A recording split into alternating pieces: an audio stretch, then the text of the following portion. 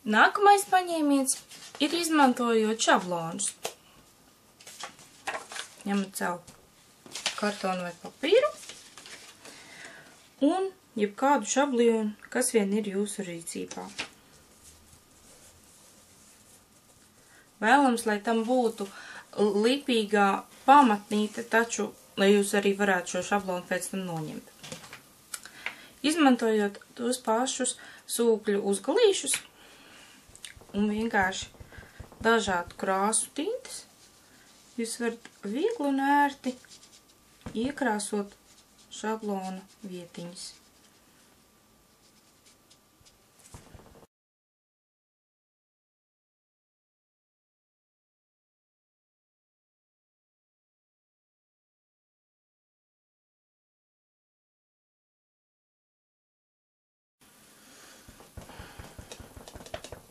Ejot ar citu krāsu pa virsu jau uzliktajām tintītēm, mēs varam iegūt dažādas nokrāsas un tonējumus.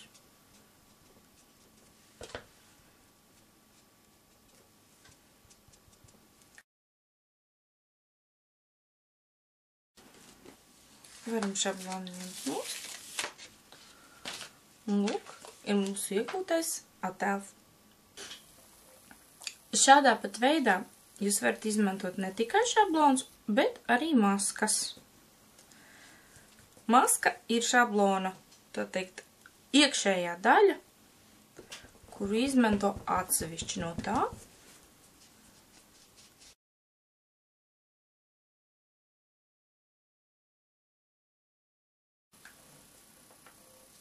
Noņemot masku nost, mums ir palicis zīmējums.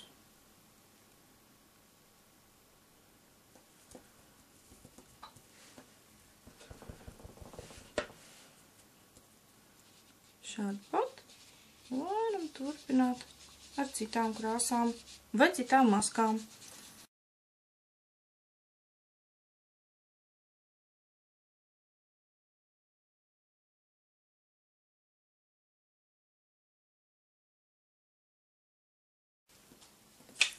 Lūk, šāds interesants fons. Nākamais paņēmiens ir izmantot šīs te pašas tintes attēlu krāsošanai. Vienkārši ņemam tinti un tāpat kā iepriekšējā paņēmienā uzliekam to uz savas rokdarba pamatnes. Jūs varat uzšpricēt nedaudz ūdeni šai tintai un izmantot parasto otu. Taču man ļoti patīk izmantot ūdensotu. Tā ir ota, kurā jau ir iepildīts ūdens. Un redziet, ota uzsūc visu vajadzīgo ūdeni. Un es varu krāsot gluži kā izmantojot ūdenskrāsas. Man patīk apvienot vairākus paņēmienus un šādi izkrāsot tikai smalkākos stūrīšus.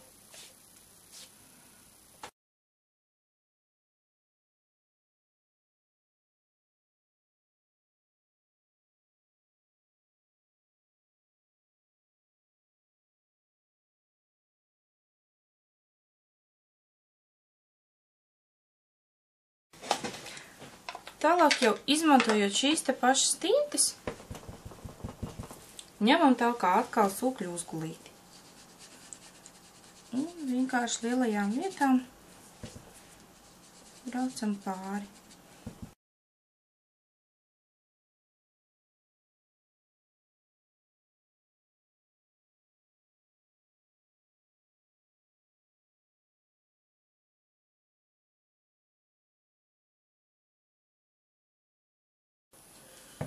Papildus visas attēlu malas varam nedaudz ietonēt dunganā krāsā senatnīguma efektā.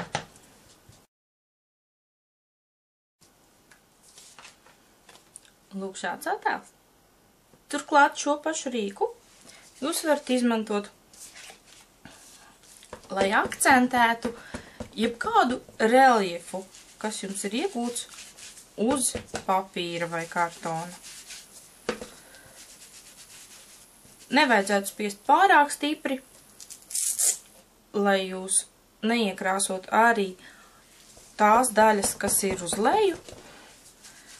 Taču ar vienkāršām kustībām jūs šo reliefaino papīru varat padarīt daudzreiz interesantāku un uzskatāmāku.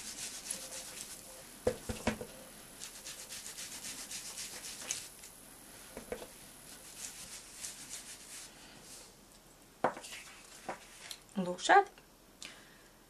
Kā jau jebkuru spiedūgošanas tinti, arī šo var izmantot pašai spiedūgošanai.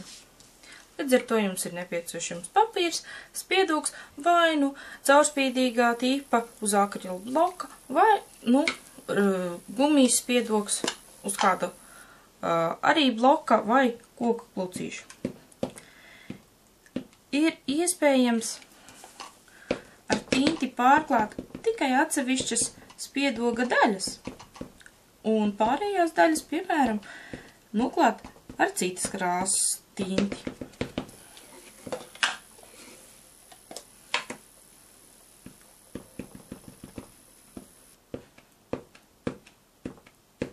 Nevajadzētu, lai šīs tintes pārklājās savā starpā, tādējādi jūs tikai padarīsiet netīrus savus tintes spilventiņus.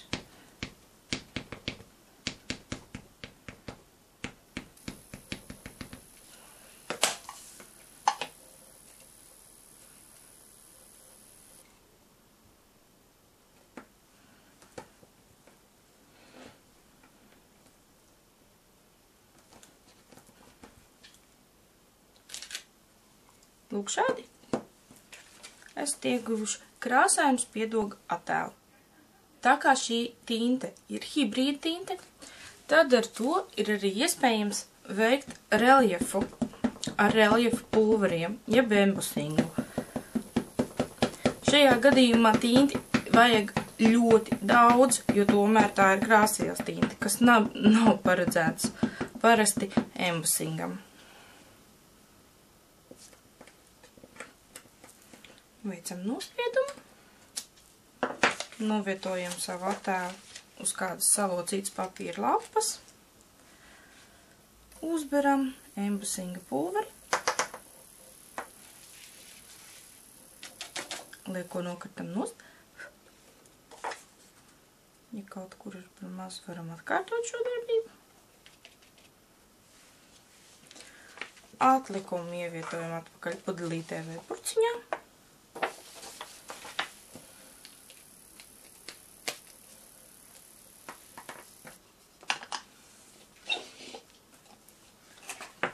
Un pašu attēlu uzkarstējam.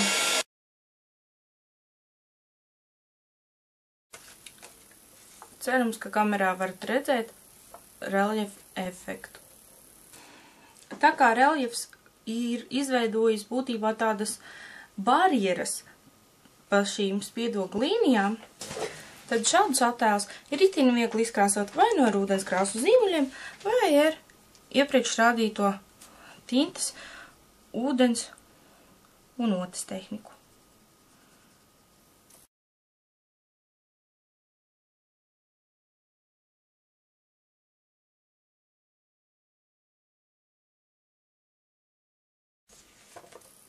Lūk šādi.